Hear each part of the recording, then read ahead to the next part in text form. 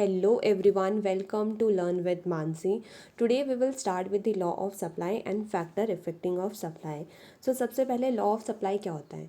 Law को हमेशा की तरह हम स्टार्ट किससे करेंगे? स्टेट्स दैट से. States that other thing remain constant and there is direct relationship between price and supply. जब हमने डिमांड के केस में पढ़ा था, डिमांड के केस में क्या था? There is inverse relationship between price and demand. But supply में दोनों के बीच में, प्राइस और सप्लाई के बीच में कैसा रिलेशन है? Direct relation. क्यों? क्योंकि जैसे ही प्राइस इंक्रीज होते हैं सप्लाई भी बढ़ती है, प्राइस कम होंगे तो सप्लाई भी कम होगी. और जब हम प्राइस के साथ सप्लाई की बात कर रहे हैं तो other things remain constant. Other things मतलब और भी बहुत सारे फैक्टर्स हैं जिनकी वजह से सप्लाई को फ़र्क पड़ता है. तो अब वो फैक्टर्स कौन कौन से, वो हम आगे डिटेल में पढ़ेंगे. बट हमें ये पता है हमने उन सारे फैक्टर्स को कांस्टेंट रखना है और हम सिर्फ किसकी बात करेंगे? प्राइस और सप्लाई के बीच में. तो जब हमारे पास लॉ ऑफ सप्लाई का क्वेश्चन आता है तो हमें लॉ ऑफ सप्लाई की डेफिनेशन, साथ साथ स्केड्यूल जिसमें हमने पढ़ा था कि प्राइजेस इंक्रीज होंगे, सप्लाई इंक्रीज होगी. और जब प्राइजेस इंक्रीज होते हैं सप्लाई भी इंक्रीज होती है. तो हमने क्या बनाया था? इसका हमने ग्राफ देखा था और ग्राफ कैसा बन रहा था? अपवर्ड स्लोप का ग्राफ बन रहा था.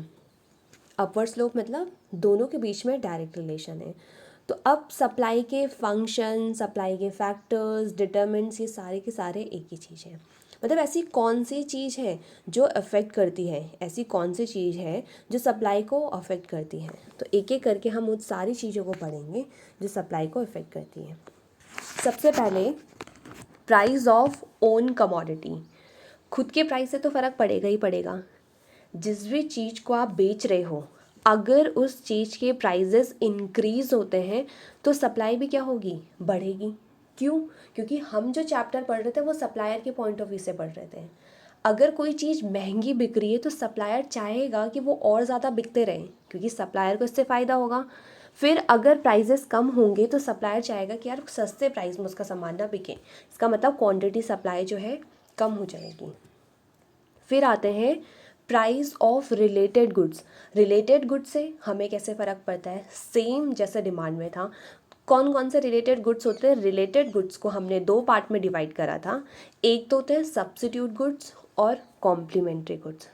सब्स्टिट्यूट गुड्स मतलब जो एक दूसरे को सब्स्टिट्यूट कर सकते हैं, एक दूसरे को रिप्लेस कर सकते हैं, एक दूसरे की जगह में यूज़ हो सकते हैं. एग्जाम्पल वही कोक और पेप्सी. कोक पियो, पेप्सी पियो, दोनों में इतना ज़्यादा डिफरेंस नहीं पता चलता. मतलब हम कोक अगर हमें नहीं मिली तो हम पेप्सी भी ले सकते हैं. तो दोनों कौन से गुड्स हो गए? सब्स्टिट्यूट गुड्स हो गए.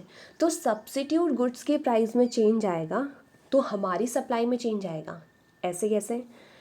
देखो, सब्स्टिट्यूट गुड्स के भी अपने प्राइस होंगे कुछ, यानी कोक के कुछ प्राइस है, पेप्सी के कुछ प्राइस हैं. कोक की अपनी सप्लाई है और पेप्सी की अपनी सप्लाई है. अब ध्यान से देखना कि हुआ क्या. पेप्सी के प्राइसेस इंक्रीज हुए. अगर कोक 10 रुपये की है, पहले कोक और पेप्सी दोनों 10 रुपये की मिलती थी. अब पेप्सी ने अपने प्राइसेस 15 रुपये रख दिए. जैसे ही पेप्सी ने अपने प्राइसेस 15 रुपये रखे, पेप्सी की सप्लाई बढ़ेगी. पेप्सी की सप्लाई बढ़ेगी. क्यों? क्योंकि सप्लायर चाहेगा कि अच्छा अब जब पेप्सी 15 रुपये की होगी तो वो बिकनी चाहिए ताकि मेरा ज़्यादा प्रॉफिट हो. अगर पेप्सी की सप्लाई बढ़ रही है तो कोक की सप्लाई हम कम कर देंगे. एक ही चीज़ बिकेगी ना. एक इंसान या तो कोक ही ले रहा होगा, पेप्सी ले रहा होगा. तो जब हमने ये देखा, हमें कस्टमर के पॉइंट ऑफ व्यू से नहीं देखना, हम बेच रहे हैं. तो अगर हम बेच रहे हैं पेप्सी तो हमारा फ़ायदा ज़्यादा हो रहा है. क्यों? क्योंकि हमने पेप्सी के प्राइसेस बढ़ा दिए. तो सप्लाई किसकी कम हो जाएगी? कोक की कम हो जाएगी. बल्कि कोक के प्राइसेस को हम नहीं छेड़ेंगे. दूसरी तरफ अगर हमने पेप्सी सस्ती कर दी, 10 रुपये की पेप्सी थी, अब हमने कितने की कर दी है? वो 7 रुपये में बेचने लगे. तो अब हम चाहेंगे हमारी ना पेप्सी की बॉटल इतनी ना बिके क्योंकि उसके प्राइसेस सस्ते हैं. उसके प्राइसेस सस्ते तो हमें प्रॉफिट होगा नहीं. हम पेप्सी की सप्लाई कम करेंगे तो सप्लाई किसकी बढ़ जाएगी? सप्लाई बढ़ जाएगी कोक की. बल्कि कोक के प्राइसेस में हमने कोई छेड़खानी नहीं करी. कोक पहले भी 10 की मिल रही थी, बाद में भी 10 की मिल रही है. कोक के प्राइस में कोई चेंज नहीं हुआ. चेंज हुआ है किसके प्राइसेस में? पेप्सी के प्राइसेस में चेंज हो रहा है. और देखो सप्लाई किसकी इम्पैक्ट कर रही है? कोक की. मतलब अगर हमारे सब्स्टिट्यूट के प्राइस में चेंज होगा तो हमें भी इम्पैक्ट करेगा. और कैसे इम्पैक्ट करेगा? इन्वर्स रिलेशन से इम्पैक्ट करेगा. मतलब यहाँ इसके प्राइस बढ़े, यहाँ हमारी सप्लाई कम हो गई. वहाँ उसकी प्राइसेस डिक्रीज़ हुए और हमारी सप्लाई इंक्रीज़ हो गई. तो कैसा रिलेशन आ गया? Inverse relation. कॉम्प्लीमेंट्री गुड्स कौन से होते हैं? जो एक दूसरे के साथ चलने वाले हैं। मतलब पेन है तो इंक चाहिए, पेन ही नहीं है तो इंक की भी ज़रूरत नहीं है। तो दोनों कैसे गुड्स हो गए? कॉम्प्लीमेंट्री गुड्स हैं। फिर दोनों के अपने अपने प्राइजेस और दोनों की अपनी अपनी सप्लाई हैं। अगर हमने इंक के प्राइजेस महंगे कर दिए, इंक के प्राइजेस महंगे कर दिए, तो सप्लाई कैसी होगी? इंक की ऊपर होगी, इंक्रीज होगी। क्यों? क्योंकि दोनों के बीच में तो डायरेक्ट रिलेशन है ना सप्लाई में। जैसे ही प्राइजेस हम बढ़ाएंगे, हम चाहेंगे कि अब इंक ज़्यादा बिके। अगर इंक ज़्यादा बिकेगी तो साथ साथ पेन भी ज़्यादा बिकेगी। क्यों? क्योंकि दोनों साथ चलने वाले हैं। अगर इंक बिक रही है तो पेन बिक रही है, पेन बिक रही है तो इंक की ज़रूरत है। तो जैसे ही हमने इंक की सप्लाई बढ़ाई तो किसकी सप्लाई बढ़ गई? पेन की सप्लाई भी इंक्रीज हो गई। और अगर हम उल्टा करेंगे, अगर हमने इंक की प्राइसेस को कम कर दिया तो हम चाहेंगे इंक ना बिके, और इंक ना बिके तो पेन भी नहीं बिकेगी, क्योंकि दोनों तो एक दूसरे के साथ चलने वाले हैं। बल्कि पेन के प्राइजेस जो है वो कांस्टेंट है, पेन के प्राइसेस में कोई चेंज नहीं हो रहा। प्राइस इंक के चेंज हो रहे हैं और सप्लाई हमारे पेन की चेंज हो रही है। तो ये कैसे रिलेशन से चेंज हो रही है? यहाँ डायरेक्ट रिलेशन से चेंज हो रही है। क्यों? क्योंकि प्राइस उसके इंक्रीज हुए तो सप्लाई हमारी इंक्रीज हुई। कैसा रिलेशन है? डायरेक्ट। उसके प्राइजेस कम हुए, सप्लाई हमारी कम हो गई। तो हमने ये देखा कि खुद के प्राइजेस हो चाहे रिलेटेड गुड्स के प्राइजेस हो, सप्लाई को फ़र्क तो पड़ता है। और अब फैक्टर्स हैं नंबर ऑफ फर्म, इंडस्ट्री। जितनी ज़्यादा इंडस्ट्री होगी, या तो इंडस्ट्री क्या होगी? ज़्यादा होगी या कम होगी। अगर इंडस्ट्री ज़्यादा है तो जितनी ज़्यादा फर्म, जितनी ज़्यादा इंडस्ट्री, उतना ज़्यादा प्रोडक्शन होगा। और जितना ज़्यादा प्रोडक्शन होगा उतनी ही ज़्यादा हम सप्लाई करते जाएंगे। प्रोडक्ट बन रहे हैं तो प्रोडक्ट बेच रहे हैं। फिर अगर सप्लाई लेस, हमने फर्म ही कम हो गई है, अब प्रोडक्शन करने के लिए इतनी फैक्ट्रीज है ही नहीं। जितनी कम फैक्ट्री होगी उतनी कम प्रोडक्शन होगी, और उतनी ही कम क्या होती रहेगी? सप्लाई भी होती रहेगी। फिर हम आ जाते हैं, हमें इससे भी फ़र्क पड़ता है कि हमारी फर्म का गोल क्या है। फर्म के गोल क्या क्या हो सकते हैं? या तो फर्म का गोल होगा उसे प्रॉफिट कमाना है, या तो गोल होगा कि उसे सेल करनी है ज़्यादा से ज़्यादा। अब वैसे दोनों के दोनों रिलेटेड है कि हम सेल करेंगे तो प्रॉफिट होगा, बट उसने बोला इतना ही नहीं। अगर तुम्हें सिर्फ प्रॉफिट पे ध्यान है, तुम चाहते हो ज़्यादा से ज़्यादा प्रॉफिट हो, तब तो तुम क्या करोगे? More quantity affected only at offered at higher prices. जितनी ज़्यादा क्वांटिटी, तुम क्या चाहोगे? सामान बिके पर हायर प्राइजेस में ही बिके। मतलब प्राइस ज़्यादा होंगे तभी हम सप्लाई करेंगे, अदरवाइज सप्लाई नहीं करेंगे, क्योंकि हमें प्रॉफिट ज़्यादा चाहिए। बट अगर तुम्हारा फोकस सिर्फ सेल करने में है, तो सेल करने में क्या है? हम ज़्यादा क्वांटिटी तभी बेचेंगे जब प्राइस हाई हो या प्राइस लो हो, इससे हमें फ़र्क नहीं पड़ता। मतलब प्राइजेस कितने भी होगा, हम कम प्राइजेस में हो, सेम प्राइजेस में हो या ज़्यादा प्राइजेस में हो, हम क्वांटिटी बस बेचना चाहते हैं। हम क्वांटिटी सिर्फ बेचना चाहते हैं।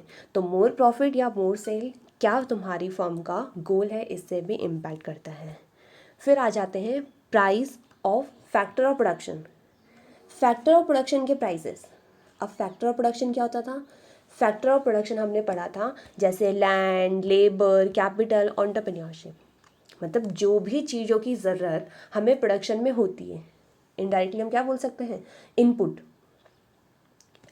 इनपुट के प्राइजेस में चेंज होगा, हमारी सप्लाई में इम्पैक्ट आएगा। कैसे?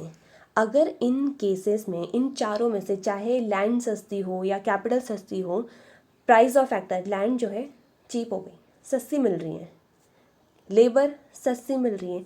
अगर देखो तुम्हें लैंड, लेबर की मशीन्स, ये सब कुछ अगर तुम्हारा सस्ता सस्ता मिल रहा है, तो तब तुम्हारी प्रोडक्शन की कॉस्ट भी तो कम आएगी, तुम्हारा प्रोडक्ट सस्ते में तैयार होने लगेगा। प्रोडक्शन जो है वो कम होगी, कॉस्ट ऑफ प्रोडक्शन कम होगी, तो हमारा अब प्रॉफिट ज़्यादा होने लगेगा। अगर हम कोई 10 रुपये की चीज़ बना रहे थे, अब पहले हम 10 रुपये में उसे क्यों बनाते थे? 10 रुपये में हम इसलिए बनाते थे क्योंकि 10 रुपये का हमारा रॉ मटेरियल निकल के आता था, और फिर उसमें हम अपना 5 रुपये का प्रॉफिट बेच के अपना 5 रुपये का प्रॉफिट ऐड करते थे, तो हम उसे 15 रुपये में बेचते थे। पर अब आपका यही सस्ता हो गया, अब ये कॉस्ट ऑफ प्रोडक्शन जो है हो सकता है 7 रुपये लग रही है। जैसे ही आपकी कॉस्ट ऑफ प्रोडक्शन में चेंज आएगा, आपका प्रॉफिट ऑटोमेटिकली बढ़ जाएगा। तो हम क्या कहते हैं, जब प्रॉफिट हाई होगा तो सप्लायर क्या कहेगा कि मुझे प्रोडक्शन ज़्यादा होनी चाहिए, सप्लाई ज़्यादा होनी चाहिए, क्योंकि उसका फ़ायदा है, सप्लायर को प्रॉफिट ज़्यादा हो रहा है, वो ज़्यादा सामान बेचेगा। और अगर ये सारे ही फैक्टर्स सस्ते हो गए तब तो हमने सप्लाई बढ़ा दी, बट अगर ये सारे फैक्टर्स महंगे हो गए तो अब लैंड भी बहुत ज़्यादा महंगी बिक रही है, लेबर तो बहुत ज़्यादा हाई चार्जेस कर रही है, मशीन्स भी बहुत आगे है हाई है। तो जैसे ही ये जो फैक्टर्स है वो कॉस्टली होते जाएंगे तो कॉस्ट ऑफ प्रोडक्शंस महंगी है, तुम्हारा प्रोडक्ट बनाने में खर्चा ही ज़्यादा लग रहा है। अब खर्चा ज़्यादा लग रहा है तो वैसे तो तुम्हें सामान महंगा बेचना चाहिए, बट अगर महंगा नहीं बेचोगे तो तुम्हारा प्रॉफिट तो लो हो जाएगा, क्योंकि तुम्हारा आधा से ज़्यादा खर्चा किस में लग रहा है, प्रोडक्ट को बनाने में बहुत ज़्यादा खर्चा लग रहा है, तुम्हारा खुद का प्रॉफिट कम होगा। तो अगर खुद का प्रॉफिट कम होगा तो हम सप्लाई भी क्या करना चाहेंगे, सप्लाई भी हम कम करना चाहेंगे। तो हमें इससे भी फ़र्क पड़ता है कि हमारे फैक्टर के प्राइसेस कैसे हैं, हमारा फैक्टर हमें सस्ते में मिल रहा है या महंगे में मिल रहा है। अब आते हैं टेक्नोलॉजी। टेक्नोलॉजी से भी हमें फ़र्क पड़ता है। टेक्नोलॉजी मतलब, टेक्नोलॉजी हमने फर्स्ट चैप्टर में पढ़ी थी कि 2 तरीके की हमारे पास टेक्निक होती है प्रोडक्शन के लिए, या तो कैपिटल या फिर लेबर इंटेंसिव। कैपिटल में क्या कहते थे हम, कैपिटल इंटेंसिव टेक्निक में कहते थे कि हम मशीन से प्रोडक्शन ज़्यादा करेंगे, लेबर को कम लगाएंगे, मशीन्स का यूज़ ज़्यादा करेंगे। अगर मशीन्स का यूज़ ज़्यादा होगा तो क्या होगी, प्रोडक्शन भी ज़्यादा होगी, क्योंकि मशीन तो जल्दी जल्दी काम करेगी, मशीन से प्रोडक्शन ज़्यादा होगी, और जितनी ज़्यादा आप प्रोडक्शन करोगी उतनी ज़्यादा सप्लाई होगी। वहीं अगर हम लेबर इंटेंसिव टेक्निक चाहते हैं, हम चाहते हैं कि लेबर से काम करवाएं, तो देखो लेबर है, इंसान इतने जल्दी कितना काम करेगा, तो लो प्रोडक्शन होगी, और जितनी कम प्रोडक्शन है उतनी ही सप्लाई क्या होती रहेगी, कम होती रहेगी। इससे भी हमें फ़र्क पड़ा है। फिर हमें किससे इम्पैक्ट पड़ता है कि फ्यूचर में प्राइसेस क्या होने वाले हैं, फ्यूचर में प्राइसेस बढ़ेंगे या फ्यूचर में प्राइसेस कम हो जाएंगे। अगर हम ये सोच के चल रहे हैं कि prices will rise in the near future, prices जो है वो तो बढ़ने वाले हैं, अगर प्राइसेस फ्यूचर में बढ़ेंगे तो भाई हम अपना फ़ायदा कब देख रहे हैं, हमें पता है फ्यूचर में प्राइसेस महंगे होंगे तो हम फ्यूचर में सप्लाई करना चाहेंगे ना, अभी प्रेजेंट में क्यों सप्लाई करें, क्योंकि हमें पता है फ्यूचर में हमारा माल जो है वो महंगा बिकेगा। तो हम क्या करते हैं, प्रेजेंट की सप्लाई को कम कर देते हैं। प्रेजेंट की सप्लाई क्यों कम कर रहे हैं, हम अभी सामान नहीं बेचना चाहते, हम सामान तब बेचेंगे जब वो महंगा हो जाएगा। और अगर हमारी एक्सपेक्टेशंस हैं कि फ्यूचर के प्राइजेस जो हैं वो कम हो जाएंगे, फ्यूचर के प्राइजेस अगर लो हो जाएंगे तो तब हम क्या करेंगे, प्रेजेंट की सप्लाई को बढ़ा देंगे, क्योंकि हमें पता है आगे सामान सस्ता होगा तो अभी बेच लो जितने में बिक सकता है। तो फिर एक लास्ट हमें इम्पैक्ट पड़ता है गवर्नमेंट की पॉलिसी से। गवर्नमेंट की पॉलिसी से कैसे, गवर्नमेंट के पास क्या पॉलिसी बनाते हैं, अगर गवर्नमेंट ने हमारे ऊपर टैक्स का बर्डन डाल दिया, गवर्नमेंट ने हमारे ऊपर बहुत सारा टैक्स लगा दिया, तो हम आधे से ज़्यादा तो टैक्स में दब जाएंगे, और अगर हम टैक्स में दबेंगे, हमें ज़्यादा टैक्स पे करना पड़ेगा, तो हमारा प्रॉफिट कम है, तो हम सप्लाई भी क्या करेंगे, कम करेंगे, हम सामान नहीं बेचना चाहेंगे। दूसरी तरफ गवर्नमेंट टैक्स को कम नहीं करती, गवर्नमेंट क्या करती है, सब्सिडी दे देती है। गवर्नमेंट अगर हमें सब्सिडी दे रही है तो हम क्या करेंगे, हमारा फ़ायदा है, अब गवर्नमेंट हमें सब्सिडी दे रही है तो अब हम ज़्यादा से ज़्यादा सप्लाई करना चाहेंगे, क्योंकि हम ज़्यादा सामान बेचेंगे उतनी ज़्यादा हमें सब्सिडी मिलेगी, तो हम अपना फ़ायदा देखते हुए अपनी सप्लाई को क्या कर देंगे, इंक्रीज़ कर देंगे। तो ये सारे फैक्टर्स हैं जिनसे हमारी किस में फ़र्क पड़ता है, सप्लाई में फ़र्क पड़ता है। कौन कौन से, एक तो खुद की कमोडिटी के प्राइस, रिलेटेड गुड्स के प्राइसेस, कितने नंबर ऑफ़ फर्म्स हैं, ज़्यादा है या कम है, हमारी फर्म का गोल क्या है, फैक्टर ऑफ प्रोडक्शंस के प्राइसेस कितने हैं, टेक्नोलॉजी कौन सी यूज़ कर रहे हो, फ्यूचर में प्राइसेस क्या चलेगा, और दूसरा गवर्नमेंट पॉलिसी। ये सारे फैक्टर से हमारी डिमांड को इम्पैक्ट पड़ता है। So this was all for today, thank you.